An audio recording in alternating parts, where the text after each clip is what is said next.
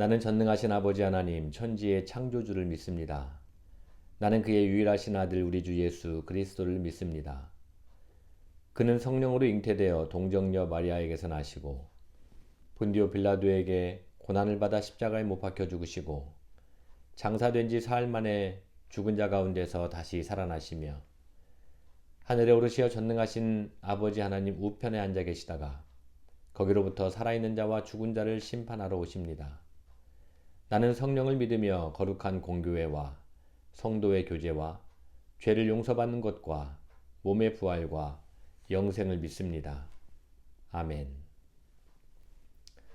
다 같이 찬송가 391장 부릅니다.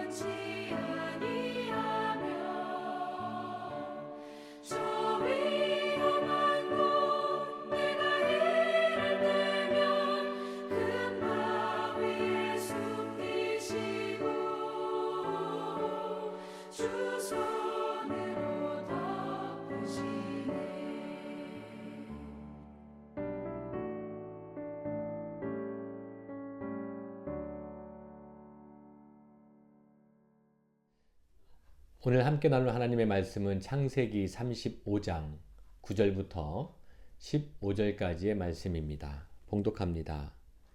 야곱이 밧단 아람에서 돌아오매 하나님이 다시 야곱에게 나타나사 그에게 복을 주시고 하나님이 그에게 이르시되 내 이름이 야곱이지만은 내 이름을 다시는 야곱이라 부르지 않겠고 이스라엘이 내 이름이 되리라 하시고 그가 그의 이름을 이스라엘이라 부르시고 하나님이 그에게 이르시되 나는 전능한 하나님이라 생육하며 번성하라 한 백성과 백성들의 총회가 내게서 나오고 왕들이 내 허리에서 나오리라 내가 아브라함과 이삭에게 준 땅을 내게 주고 내가 내 후손에게도 그 땅을 주리라 하시고 하나님이 그와 말씀하시던 곳에서 그를 떠나 올라가시는지라 야곱이 하나님이 자기와 말씀하시던 곳에 기둥 곧 돌기둥을 세우고 그 위에 번제물을 붓고 또 그 위에 기름을 붓고 하나님이 자기와 말씀하시던 곳의 이름을 베델이라 불렀더라.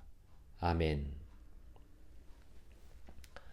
반갑습니다. 오늘은 창세기 50번째 시간입니다.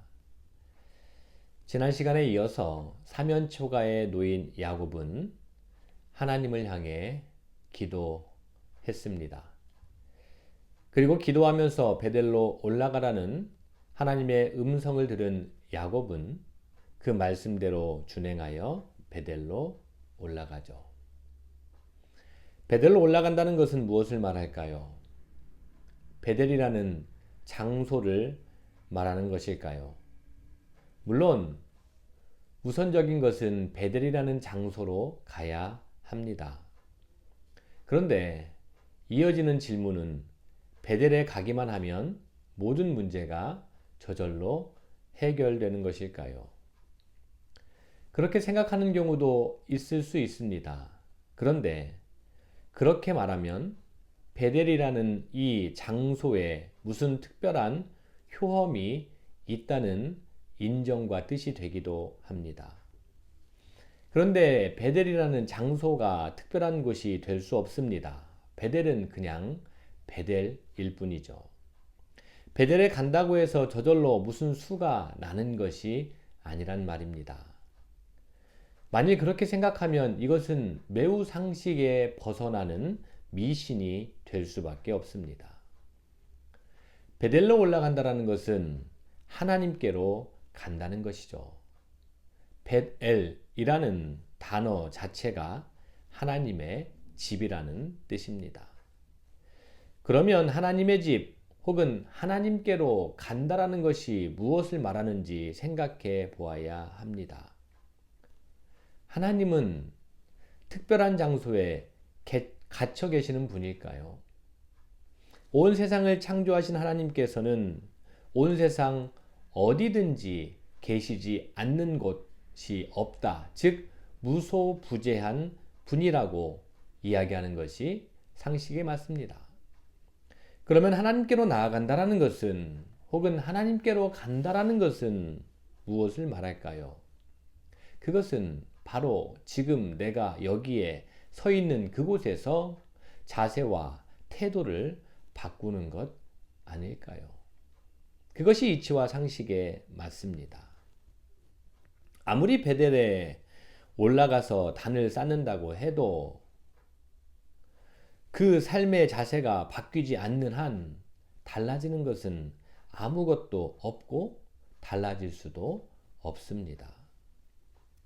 본문은 야곱이 이런 사실을 잘 알고 있었다라는 것을 말해주고 있습니다. 그래서 야곱은 베델로 올라가기에 앞서서 가족은 물론 자신을 비롯해서 모든 일행들에게 다음에 몇 가지 사항들, 즉 삶의 자세와 태도를 바꾸기를 요청하죠. 그 중에 첫 번째가 야곱은 너희 중에 이방 신상들을 버리라고 이야기합니다. 당시에는 신상이 일종의 수호신입니다.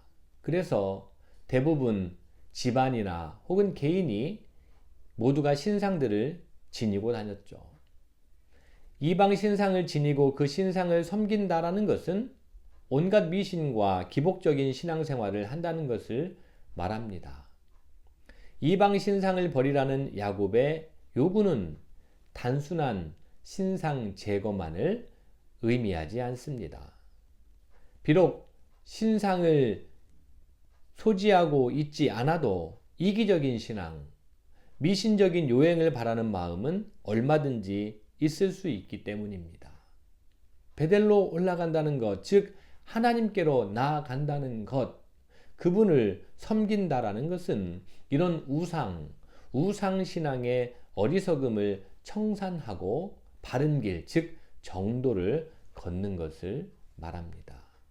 야곱은 자신을 비롯해서 모든 일행들이 이방 신상을 버리고 하나님께로 정도로 나가기를 바란다 라는 의미에서 너희 중에 이방 신상들을 버리라고 말합니다.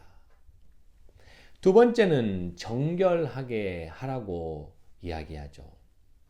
우상 혹은 신상신앙의 배후에는 사탄이 인간을 죄악에 빠뜨리기 위해서 온갖 신의 형태로 자신을 등장시키고 교묘한 제사로 인간의 타락을 부채질합니다. 특히나 고대의 자연종교, 우상종교들은 신을 남신과 여신으로 분류해서 제사를 발전시켰죠. 그 신학에서는, 그 우상신학에서는 농경과 동식물의 생산은 곧 남신과 여신의 성적인 결합의 결과로 설명했습니다.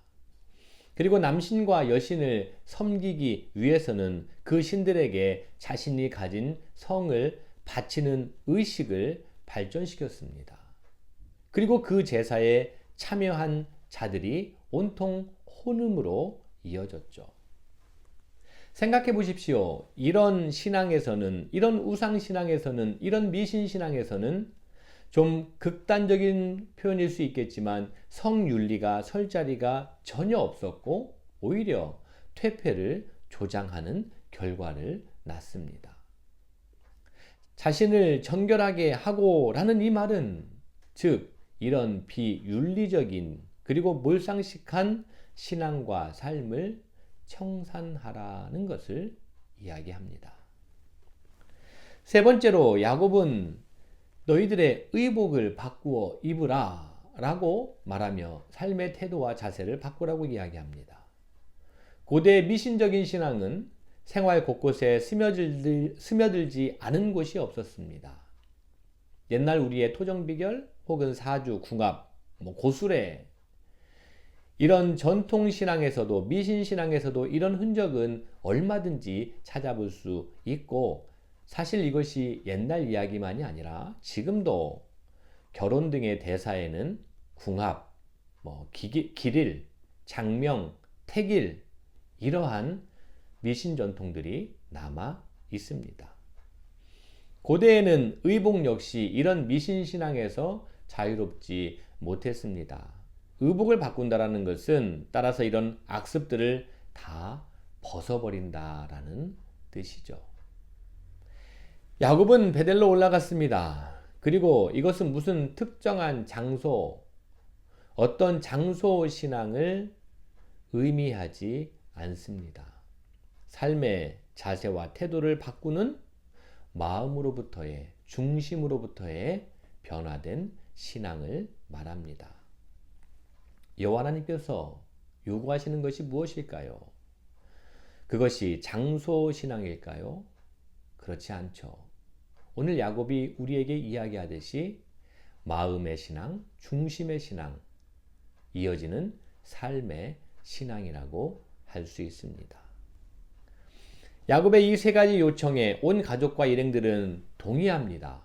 그리고 모든 신상은 물론이고 신상이 그려진 귀고리와 같은 폐물들을 야곱에게 모두 내어놓죠. 그런데 이것은 쉽지 않은 일입니다. 왜냐하면 이것은 단순히 옛 신앙의 포기뿐만 아니라 자신이 가지고 있는 재산의 손실을 말하기 때문이죠. 야곱은 이런 거액의 귀중품들을 모아두었다가 매각하려고 생각하지 않습니다. 아예 땅에 파묻어 버리죠. 이것은 큰 결단을 말합니다. 신앙을 바꾼다라는 것, 삶의 자세와 태도를 변화시킨다라는 것, 하나님 앞에 나아가는 것은 야곱이 이야기하는 것에서는 일생일대의 큰 결단입니다. 이 결단이 없이는 베델에, 즉 하나님 앞에 나아갈 수도 없고 나아가도 곧 실망해서 돌아서고 만다는 것을 우리에게 이야기하죠. 일생일대의 큰 결실은 여러분 큰 결단을 할 때 맺혀지기 마련입니다. 이러한 야곱 일행의 일거수일투족을 보고 있었던 사람들이 있었습니다. 그 사람들은 바로 세겜 주변의 여러 성읍 사람들이죠. 야곱 일행들이 허둥대지 않고 침착하게 자신들이 가지고 있었던 신상들을 모조리 버리고 그리고 야곱의 요청대로 의복을 갈아입고 그리고 당당하게 베델을 향해서 출발하는 그 모습을 봅니다.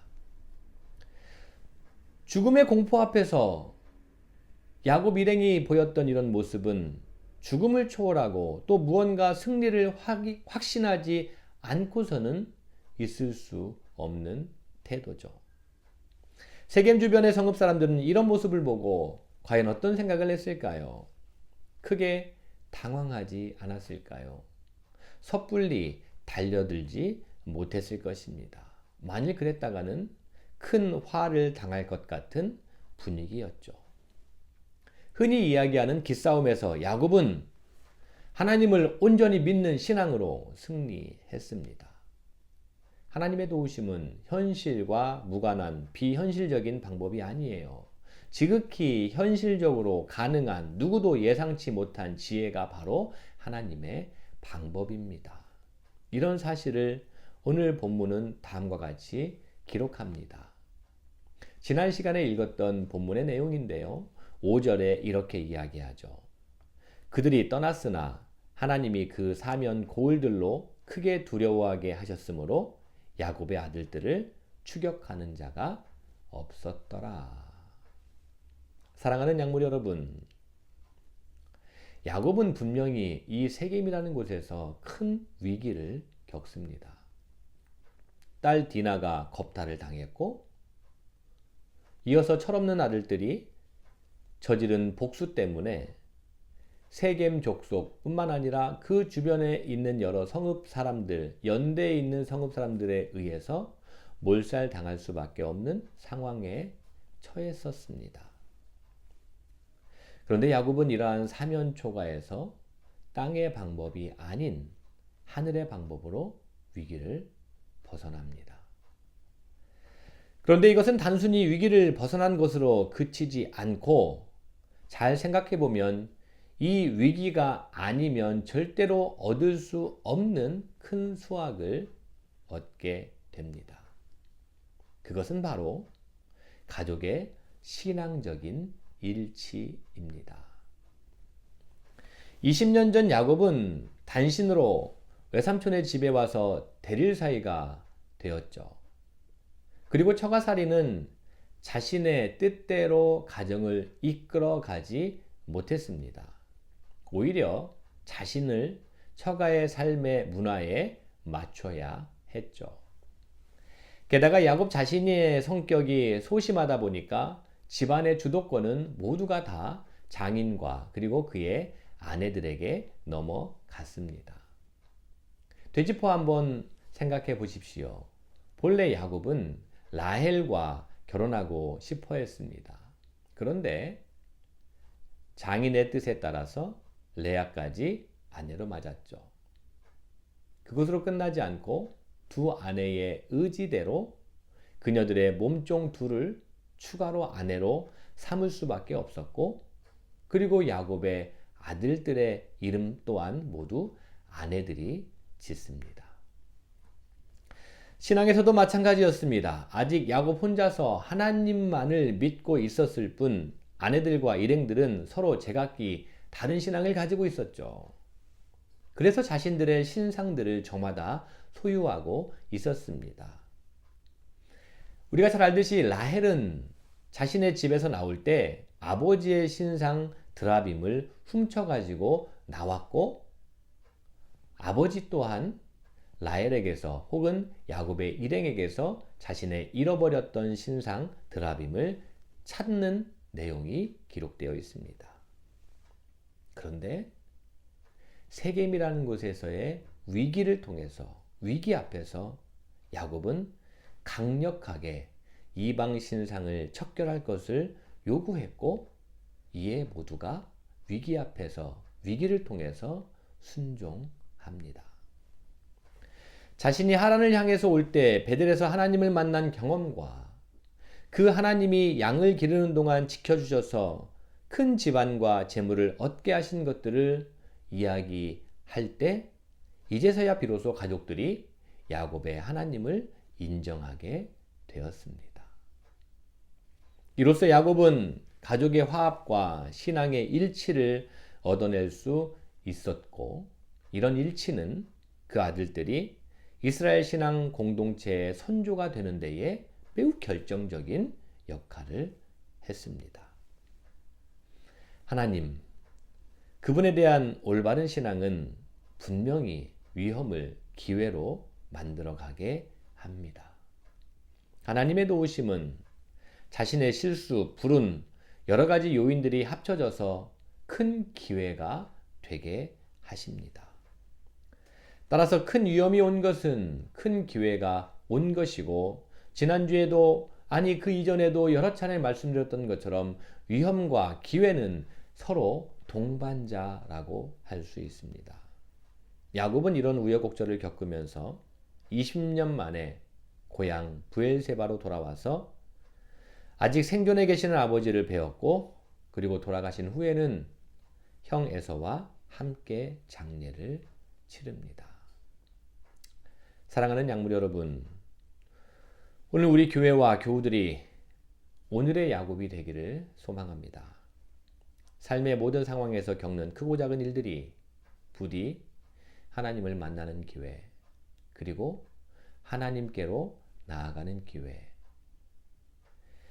하나님 신앙으로 하나 되는 기회, 화해와 용서를 만들어가는 기회, 그리고 야곱에 이어 12 아들에게 이 하나님 신앙이 이어졌듯이 우리 교회도 그 다음 세대까지 신앙을 이어가는 그러한 기회를 함께 만들어가는 우리 교회와 교우들이 되기를 주님의 이름으로 간절히 축원합니다. 주님 가르쳐 주신 기도하심으로 창세기 50번째 시간을 모두 마칩니다. 하늘에 계신 우리 아버지, 아버지의 이름을 거룩하게 하시며 아버지의 나라가 오게 하시며 아버지의 뜻이 하늘에서와 같이 땅에서도 이루어지게 하소서. 오늘 우리에게 일용할 양식을 주시고 우리가 우리에게 잘못한 사람을 용서하여 준 것 같이 우리 죄를 용서하여 주시고 우리를 시험에 빠지지 않게 하시고 악에서 구하소서. 나라와 권능과 영광이 영원히 아버지의 것입니다. 아멘.